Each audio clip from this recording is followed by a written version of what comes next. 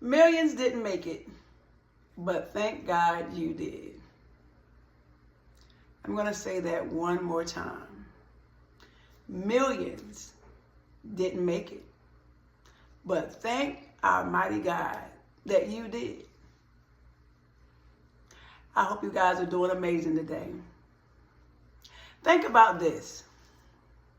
When COVID came in 2020, the world was shut down. In 2020, the nation was shut down. When I tell you, I remember when I got the call from my job, one of my teammates was like, hey, did you get that meeting call? And I was like, no, I ain't get no meeting call. Oh, I did see it, but I was busy. I didn't think it was nothing important. And he was like, yeah, I didn't get it either. I mean, I did. I was busy too. And I'm calling to find out what's going on. And they said, oh, yeah, we about to shut down because COVID is here. And I remember my granddaughter was born right before we shut down. And I was like, ain't nothing wrong. We good. We ain't got to go nowhere. And when I talked to my supervisor, my director, he was like, yeah, Morgan, we got to shut down. This COVID is bad. And I was like, okay. I was like, okay. He was like, well, I'm going to send you to another department so you could be able to help them out. And I was like, all right. And that department had already called me prior to me reaching out to him. And I'm like, okay.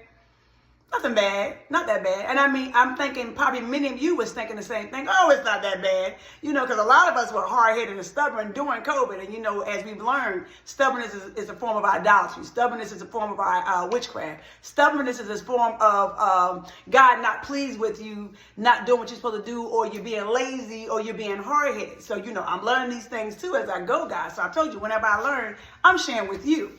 And so I'm thinking like, okay, my grandbaby just came home. It can't be this bad. 30 days felt like 3 years. And I know for a lot of y'all, the same thing happened. But did you even think about, let me just come a little closer. Just think about this. Millions passed away. I did a research. I looked it up. So, you know, if I'm telling you some stuff, I'm going to look it up first. My mom always said, you be looking up everything. My baby always say, baby, you look up some stuff. You research some information. I was like, yeah, because before, you know, I wasn't doing what I was supposed to be doing. And that's how I was getting into stuff that I was getting into because I wasn't doing what I was supposed to be doing. But anyway, I researched it. They said almost 5 million people passed away from COVID. Guess how many children passed away? Did anybody think about the children? Nobody's thinking about the children. They said almost about 17,000, 18,000 children passed away. Less than 1%. So think about that. Just ponder that. 4.5 million, almost 5 million. You might as well just say 5 million. People passed away during COVID for that one yearish, 2 yearish. And only less than a percentage of children, about 18,000 children were the only ones that passed away. So think about that. Millions didn't make it, but you're forgetting to thank God that you did. But then I'm going to bring you a little closer, let you think about it a little bit more. Let me let you ponder this. God allowed most of the children to survive. God allowed most of the children to stay alive. He even went a little further. He said, because I know some of these parents ain't going to do what they're supposed to do. Some of these grandparents who's taking care of these kids, some of these aunts, some of these uncles, some of these godparents, some of these foster parents are not going to do what they're supposed to do to protect our children. Remember, Jesus loved the children. God loves our children. That's why he's so angry and mad right now, because people stopped protecting the children. People kept forgetting about the kids. And I remember he said, you know, I'm going to protect them. Let them go remote. The first complaints I kept hearing from so many parents, I don't want my kids here. I got to work. Why they can't go to school? I don't know what to do while they're here. They're remote. Remember, they were your child before they were the school's child. They were your responsibility before you put the responsibility on the teachers. You delivered them. God gave you as the gift, not the teachers, not the principal, not the guidance counselor. But believe it or not, some of those kids actually were safer in the school. like your girl Morgan. When I was going through my trials and my tribulations in high school and middle school, believe it or not, my school was my safe haven. My school was the reason why I got connected with the shelter with my 2 children at that time when I was 16, 17 years old. And my school saved me because unfortunately, my mom couldn't save me. Unfortunately, I didn't know my dad, so my dad couldn't save. Nobody was able to protect me except my school. So sadly, those kids that got sent home during COVID, who protected them? Nobody but our God. Nobody but God. Jesus was the only one that protected the children. Parents were selfish even then. I don't watch my kids. My kids know me at school, and either I'm off or if I'm not off, I'm playing hooky or I'm doing something I'm not supposed to be doing. It didn't even matter. I was doing what I wanted to do because my kids was not around. And God said, no, I'm going to give all of y'all a chance again because now I made you shut down. Come back together as a family.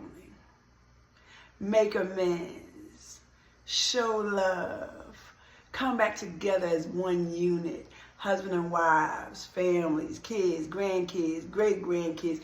I want you all to come back as a family as I had designed and planned for you when I gave you these children. And sadly, I can probably think maybe about a small percentage of us, you, because my children are grown. I had grandkids, so I was just making sure my family was good as much as I possibly could with the tools and resources that I was able to do during that time. Or if I was not able to do, I was sharing my knowledge and my wisdom with my children to take care of my grandkids and their kids so they can be safe during that time of pandemic. So think about that. Over 5 million passed away. And God saved 17,000, maybe less than percentage of children. And probably a lot of them lost their lives because of the irresponsibility and the selfishness and the unthought process of the adults. Because remember, a lot of adults was like, ain't no COVID, ain't nothing happening. I'm going to still go to the bar. I'm going to still go to the church. I'm going to still go and live my life and do whatever I want to do because this is not real. This is not existent. This is just a hoax or whatever you want to call it. Not realizing you were bringing your children still into danger. Think about that. You were still being selfish thinking about who? You. You didn't think, oh, well, it is, it's kind of crazy out there. People doing a lot of stuff. Let me just keep my kids at home. Maybe I should just stay home, just to make sure I'm safe. Just to make sure we good and, we fine. We won't harm each other and we're going to make sure we where we supposed to be because them people out there doing too much. Because that's what your girl Morgan was doing. I made sure I stayed where I was safe because them people was doing too much. But did any of us think about the children? No, we were so busy being selfish, being self-centered, and only worried about who? Me. Well, what about me? I ain't care about them kids right now. What about me? And think about that. Fast forward, 2024.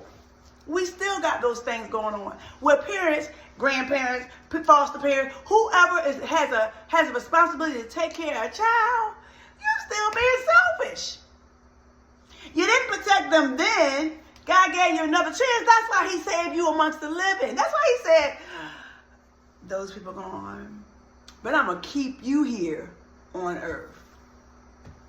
I'm going to make sure I protect you. I'm going to make sure you are covered.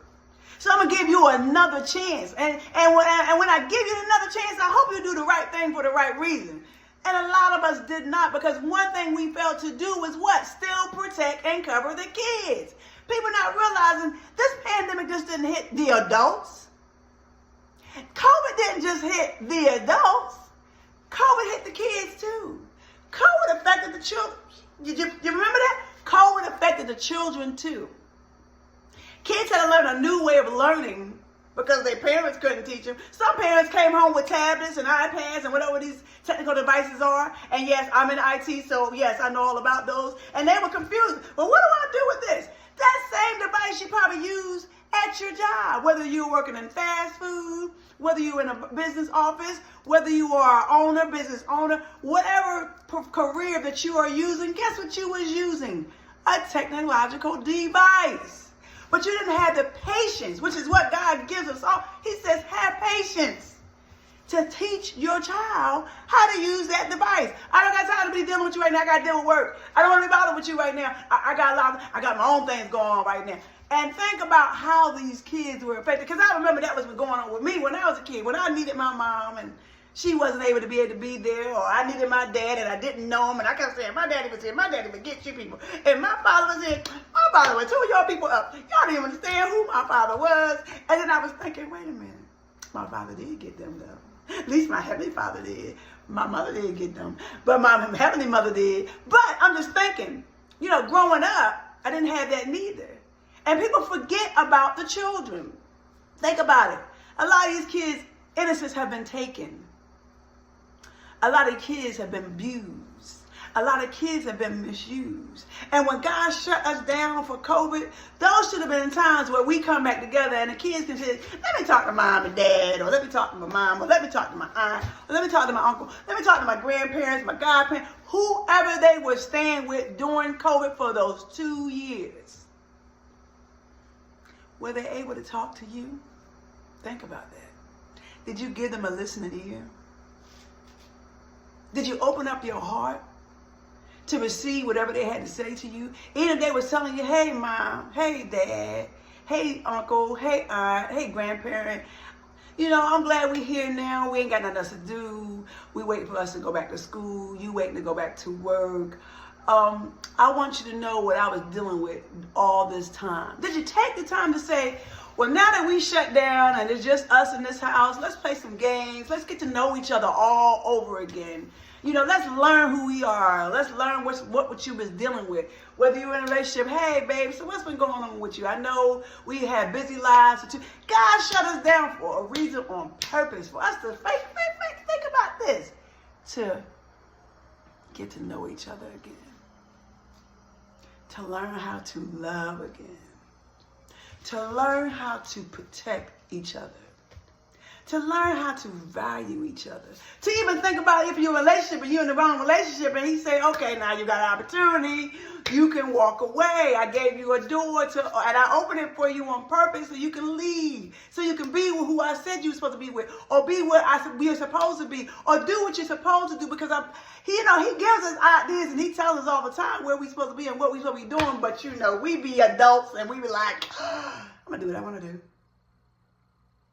I'm going to make my own choices. I'm going to make my own decisions. Because yes, we do have free will. We could do what we want to do. But we forgot about the people that we were hurting. We were thinking and moving in our selfish ways and our selfish thought processes and our self-centered ways. And it's all about me, me, me, me, me. And I don't care what nobody else says. I don't care what nobody else wants to do. I'm going to do what I want to do. I'm going to be how I want to be. But millions didn't make it. Thank God you did. You still alive. You survived. You conquered. You overcame a pandemic. I remember when I heard about the pandemic was coming, and I was like, this can't be real. Well, Lord, you letting whatever happen. I remember hearing about the stories about the bird flu. All these other things that was happening back in the day before I was even born in 1973. And those people either lost their lives or those people survived and God gave them another chance. Because think about this. When you go through a trauma, when you go through a pain, when you go through a devastation and you survive and you overcome, did you ever think about using that mind to say, why did I survive? What was the purpose for me being here? I got so much pain. I got so much hurt. What is my assignment? What is my job? Why did you keep me here? You should have took me. And he said, no. If I wanted you gone, you would have been gone. One way or the other. Whether it had been through me or I'd have said, Satan, you go ahead and just take them. But you survived. And through that survival, what you do with it? What are you doing with it? Are you trying to do better? Are you trying to make better choices, better decisions? I mean, what have you done with within those last 4 years during COVID. And just keep in mind, I work for the hospital. Yeah, it's getting bad again. Just a FYI. Yeah, they're just not saying it out loud like they used to because they don't want to, cause no panics or cause no controversy or anything like that. But COVID is still here. Just a FYI for y'all who don't really not thinking about it. And he's protecting who he's supposed to protect, who he needs to protect, who he wants to protect. He's giving us again another chance. Will you be ready the next time something else comes about? Will you be ready the next time another disaster comes? Will you think about, did you learn anything when you were shut down during COVID? Did you learn anything when you was kept away from your families, when you were kept away from your friends, when you were kept away from hanging out, when you were kept away from anything that was important, and when you had free will to do whatever we wanted to do, go wherever we wanted to go, and we were shut down? I keep telling you, 30 days was for me. Some people were longer. And I was telling my supervisor, I come back to them every week. Can we come back? I want to come back. I mean, I love my home. Don't get me wrong. This is the blessing that God given to me. I am grateful and thankful for what he gave me. But I like to be out. I'm a social butterfly. I like to go out and about and see people. Even though I know this time I had to be a little bit more aware. You can't be up in everybody's face because you don't know what everybody else been doing. Because think about it. COVID was basically based off of people not being clean when they catch cold. Think about that. It was based off when you sneeze and you don't cover your mouth.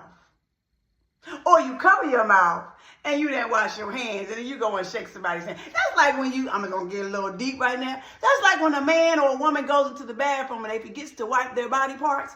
And then after they wipe their body parts, and if they don't wipe their body parts, they'll even go to the sink, that sink that's right across from the stall, to wash their hands to make sure they're clean. And then they open the door with that same dirty hand, and then go and shake somebody else's hand, and then done transpired and transposed and transferred that nastiness and that filter to the next person, and that person passed it on to that person, and that person touched their eye, that person touched their nose, that person touched their face, that person touched something on their body parts that caused them to get sick or sicker because they probably already was sick and did not know, and that just opened it up even more.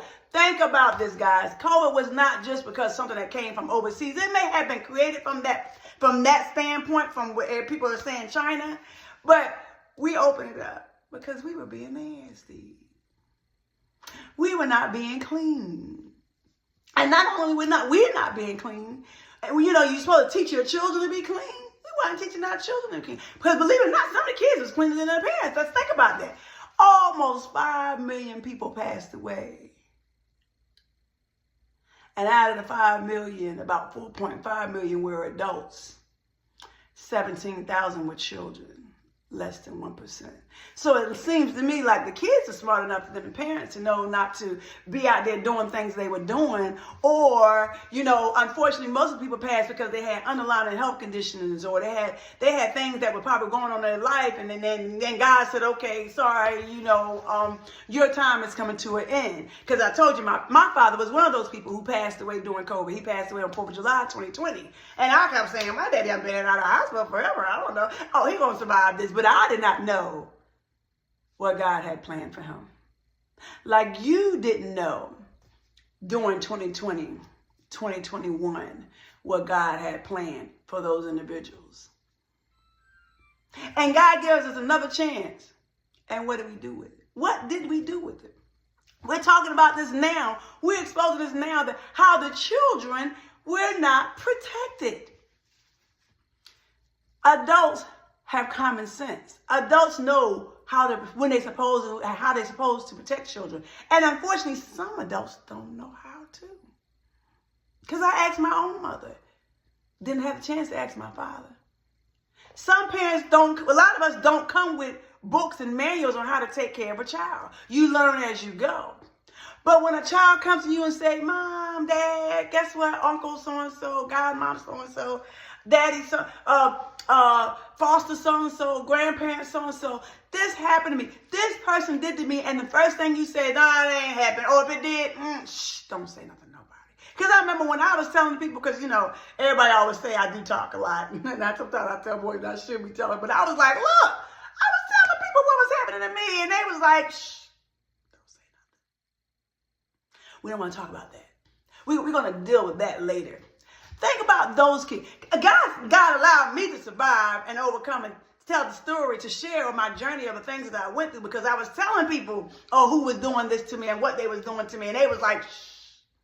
So think about those kids who did not have nobody to talk to. And then they had that one, some people were in the home 30 days. Some people were in the home a year. Some people were in the home 6 months. Some people were in the home for a long enough period of time where you could have said, John, Susie, Bill, Evelyn,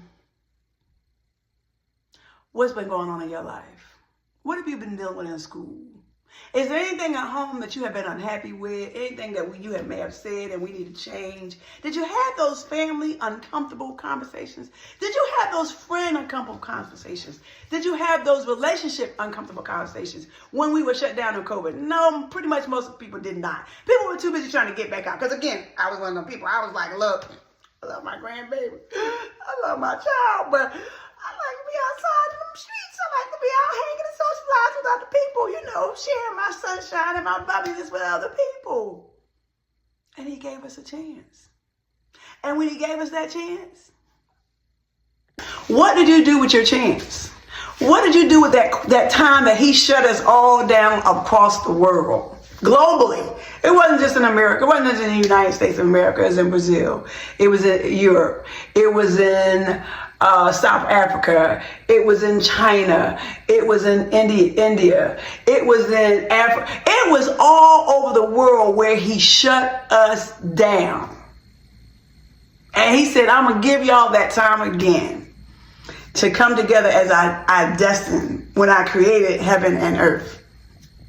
When I created human beings. Did you take the time to hear your child? Did you take the time to hear your niece? Did you take the time to hear your nephew? Did you take the time to hear your little cousin? Did you take the time to say, what's been going on in your life? Life has been life and for a very long time, and now we are shut down. We have never experienced this a day in our life. Remember, I was born in Brooklyn, New York. Born in Brooklyn, BK all day, raised in Philly all day. And New York is known as the city that never sleeps. Guess what? The city went to sleep. Night, night. What did we do? What did you do with that time? That was not by accident. That was on purpose. What will you do this time? If something happens again, if another disaster happens again, if another pandemic comes again, what would you do with that time? Because millions didn't make it. But did you thank God that you did? And by thanking God that you did, what did you do to make sure you thanked him? Who else did you help? Who else did you uplift?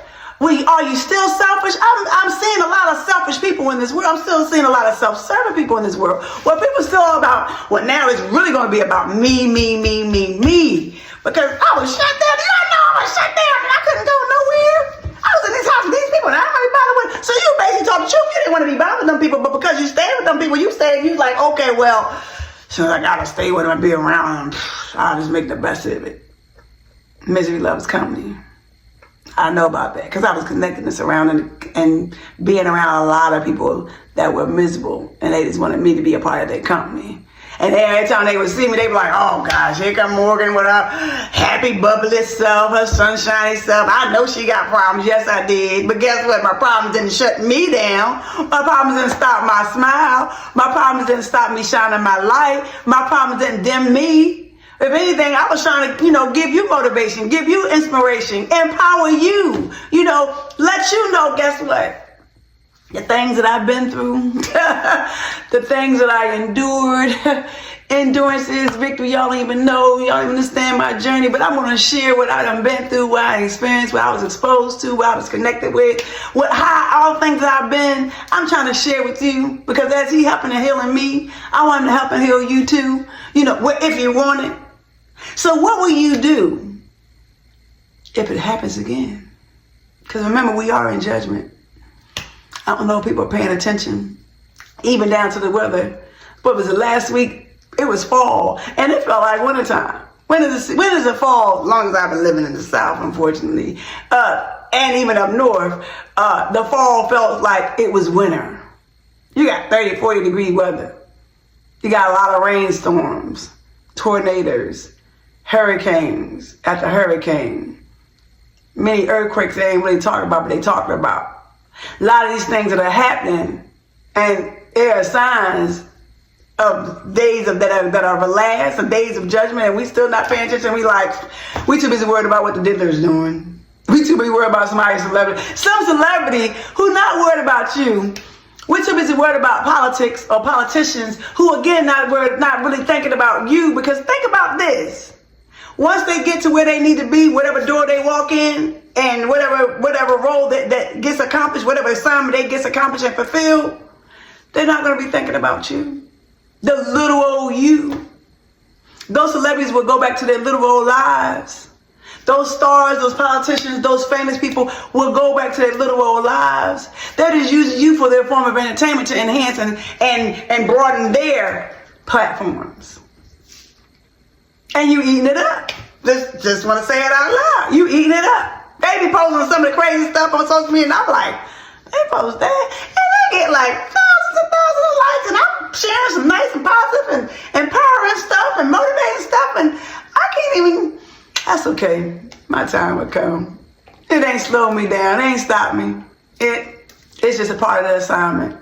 It is what it is. Because God's going to do what God's going to do no matter what. And He's going to use whoever He's going to use to get what He needs to be done that needs to be done. But think about this again. Millions didn't make it. I hope you thank God that you did. I hope you're working on improving or making it better or making a better world for us. But no, making a better world for the children, because this new generation needs a blueprint.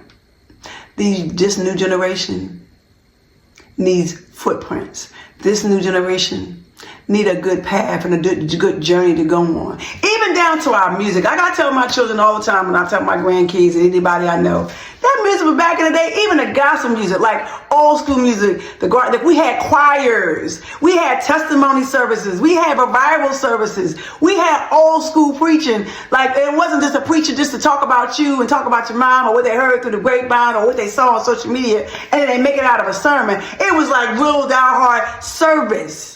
Like, we are the church. And because we were the church, the church that's actually the building, which is the foundation, was the doors that we walked into to get healed, to get delivered, to get set free, to get a word, to help us, guide us through this life. What? As of 2024, as we go into 2025, because time is winding up. This year is almost over. We got about 2 more months-ish. And the Lord allow, for those who will make it, 2025, will you be able to say I'm still alive? As I said, 2023 was all about me. When I published and broadcasted my podcast show, Good Morning Black People, with Morgan Rees, Good Morning Black People. My first slogan was 2023 was all about me. And then I was like, okay, I'm still going on, still moving, and I'm learning, and I'm growing, and I'm doing what I need to do. Then 2024 came, and I said 2024 more in store. I said, okay, we almost there. Still got some rocky roads, some bumpy, some high roads, some this and some that. 2024 more in store. And now we're knocking on the door to 2025. We knock. Can you hear? Knock, knock. 2025. Can you be able to say you'll still be alive? 2025. If you are alive, what are you going to do with that time? What are you going to do with that new year that God allowed you to see? That God will allow you to be a part of, because the next day is not even promised to none of us. Tonight is not even promised to us. The next few hours is not a promise to anyone. But if you make it to 2025, can you still be able to say you were alive? And are you going to do the right thing for the right reason? Did you hopefully not get left, and you gonna get right? You gonna follow what He said He had planned for us. That's because we all got plans and purposes that He has for us, each and every one of us. All the millions and billions of people all over the world, globally, nationally. God has an assignment for each and every one of us. Will 2025 be that year you actually start working on your journey? You start working on your path. You start listening to Him, and He's like, okay, now I need you to do this. Or He's going to send someone so to you and say, all right, we're going to come together. We're going to make this happen. you going to continue to do the same stuff you did in 2024, 23, 22, 21, 20, and below that you're going to do in 2025? Because sometimes he'll tell us what we need to do, and he'll use whoever he need to use. And he's been doing that now, telling us to get ourselves together. And we've been ignoring him. We like, whatever. These people keep talking about God all the time. These people keep talking about religion. Oh my God. They talk about this. They say God gonna do this. Jesus gonna do this. Jesus loves us. Whatever. But guess what he does? And most importantly, he loves the children. That's the song. Jesus loves the little children. All the children of the world, red and yellow, black and white, they are perfect in his sight. It does not matter. Jesus loved the little children of the world. And right now, our children are watching crazy stuff on social media. They're watching more stuff on social media than you supposed to be watching. They're tapped into things that you're not, that you know you should not, they should not be tapped into. They're letting the world raise them. They're letting social media raise them. They're letting social media give them footprints and guides and how they should be and what song they can listen to and what songs they should not be listening to. What happened to the old school of songs of some Barry White, some Marvin Gaye, some Dells, the Manhattans, the Delphonics, the Temptations, oh goodness, the OJs, Gerald Levert.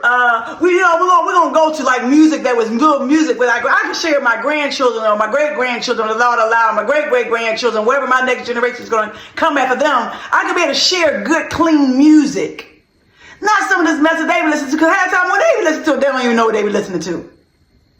Along with saying, hey, this is what I learned when I was in church, when church was church. When us as the body of Christ was going in the doors of the building that was called the house of prayer, that was church.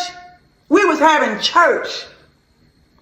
We were doing the right thing for the right reason. We were having revival services. We were listening to the souls who needed to be saved. And he knew all of us wasn't perfect. Even the ones who were doing what we needed to do. He knew we weren't perfect. Like right now. The people who are sharing what they need to share to tell you, to help you get yourself together. To say, hey, you got to repent for some of them things you done did now. You got to ask the Lord for forgiveness for some of them things you done did. And some of them things you done said at your mouth. Because as I tell people, the power of your mouth cuts like a two-edged sword. The things we say out of our mouth, and I promise you, your girl Morgan was saying a lot of stuff. And the Satan was like, yep, you're right. God was like, well, that's what she's saying. Go ahead and let it happen. Is that what we're teaching our children this day? In 2024.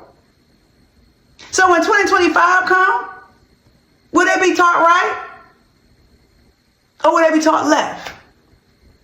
It's time for us to have some good. It's time for us to have some love. It's time for us to have some passion for each other. It's time for us to really, really, truly, genuinely be kind to people. It's too much hate going on in this world. It's too much evil that's going on. It's too much manipulation, too much conning, too much people stealing, people thieving, whether it's not just finances, it's stealing people's minds, stealing people's images, stealing people's words, stealing people's thought processes, stealing people's joy, stealing people's peace.